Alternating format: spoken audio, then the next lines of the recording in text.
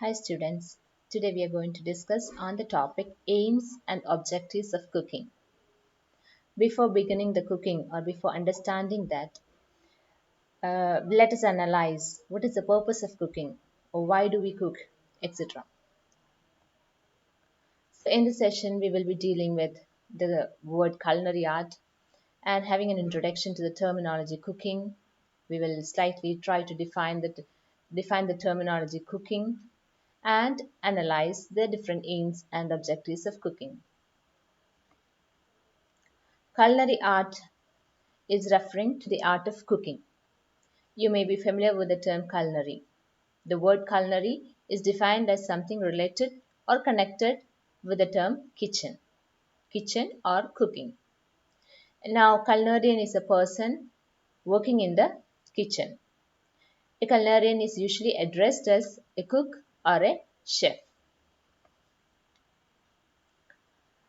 Cooking is the act of preparing food for eating by the application of heat. It is a very simpler definition or simpler understanding on the term cooking. That means we prepare the food by applying heat so that it becomes fit for human consumption. And a wide range of methods are incorporated in the making of food, including boiling, poaching, stewing, roasting, frying, etc. And different types of tools are used in the making of different dishes and ingredients are combined in different ways to alter the taste, flavor, texture, etc. It is the process of selecting, measuring and combining of ingredients in an ordered procedure in an effort to achieve the desired result. So for example, if butter and flour is mixed or creamed together and baked, the resultant product will be having a particular texture. If it is rubbed together and then baked, the resultant product will be having another texture. So the combination of ingredients, even though the same ingredients, can result in varying textures. So we need to have a thorough understanding of these combination methods, the different tools, etc. Anyway, to have a definition for cooking, cooking is the application of heat to food for the purpose of making it more digestible. So the man began cooking in order to make the food, the raw meat, more digestible. And he found that the food becomes more tastier also when the heat is applied. Okay, so that is the first primary purpose of how the cooking was evolved out.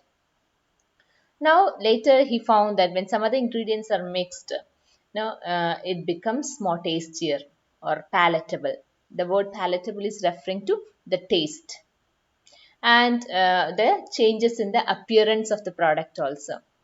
Of course, for example, the raw chicken and the cooked chicken, maybe if you say fried chicken, the fried chicken, of course, will be having a better appearance and thereby creating an appetite for you.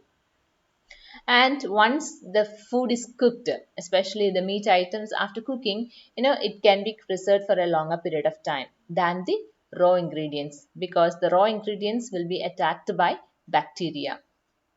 So definitely the heat is an emergency or heat is a must factor in the cooking of food. In the cooking process, the heat breaks down the cellulose in the plant. There are several changes happening. Regarding the plant products, the cellulose is broken down. Regarding the meat, some of the connective tissues in the meat are softened out. And there is a color change as well as flavor change. And we understand that at around 60 degree or above 60 degree when a food item is heated, the bacteria gets killed or bacteria won't be surviving so that it becomes more safer for human consumption. So since the cellulose is broken or the connective tissue is broken, the food becomes softer and easy to chew and masticate. Now let us understand the particular aims and objectives of cooking food. First one, cooking increases palatability. As I said, the word palatability is referring to taste. Cooking pleases the eye and is receptive to the palate and helps to stimulate the digestive juices, thereby creating an appetite. That means it gives a feeling of hunger when a cooked food is presented properly. Cooking helps to provide a balanced meal. For example, when you consume one food item, you get a balanced food. Very common example I can suggest is the chicken biryani. It is one single dish, but it contains carbohydrate, proteins, and with its accompaniments, it becomes a complete meal. So the different ingredients combined together in one dish make it easier to provide a balanced meal. Another aim of cooking is cooking sterilizes the food partially. When I say food is sterilized partially, it is referring to the bacterial destruction. It is specifying to the bacterial destruction, but then the entire bacteria may not be destroyed. That is why it is mentioned as food is sterilized partially. But then it is found that all the harmful bacteria gets killed after beyond a temperature of 60 degrees centigrade. So cooked food can be stored for a longer time and it prevents food poisoning and diseases when stored properly. Some of the disease producing germs is killed by cooking. They are killed because of high temperature during the cooking process. At temperature of 60 degrees centigrade applied over 30 minutes or more kills most of the pathogenic germs. That means pathogenic, we understood the disease causing germs gets killed at higher temperatures. So that is why it is mentioned as cooking helps in sterilizing the food. Another aim of cooking retains as far as possible the nutritive and flavoring of the ingredients.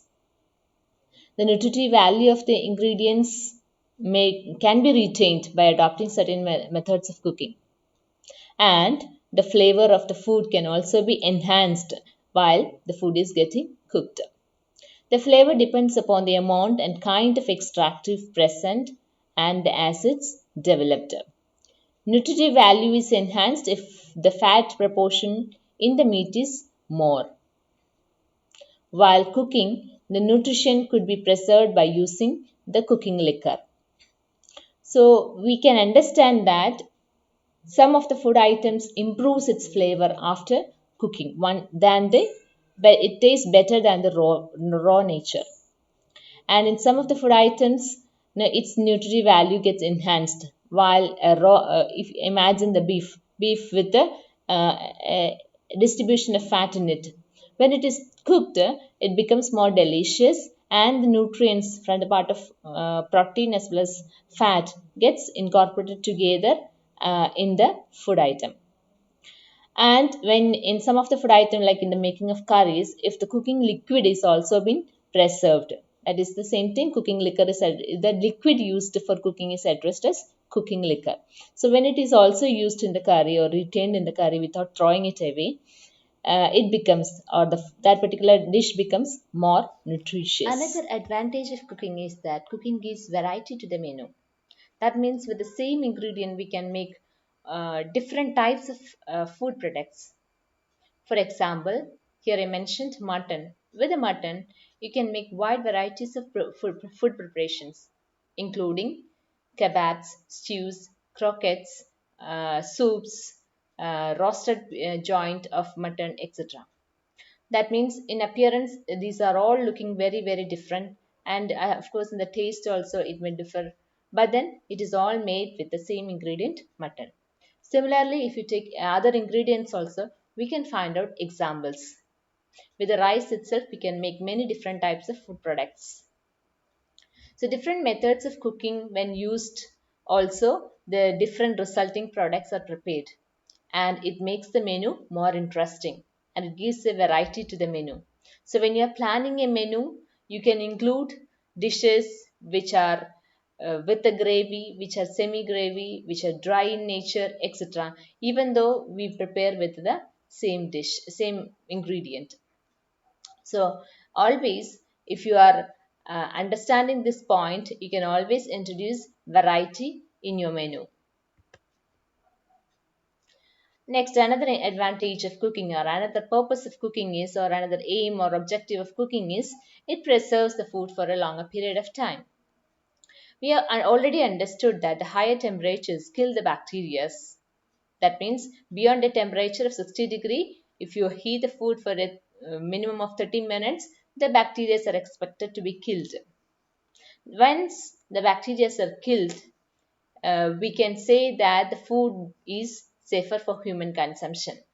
And of course, it will be preserved for a longer period of time than the raw product. Also, the leftover ingredients can be economically used in order to make other dishes since it is safer to use. In the households also, the leftover uh, rice, most of the time we make use in the idli batter. So that is good way of making use of the leftovers. So we have already understood the different aims and objectives of cooking. Please go through the same, and if you have any questions, put forward it in your discussion forum. We will see in the next class very soon. Thank you.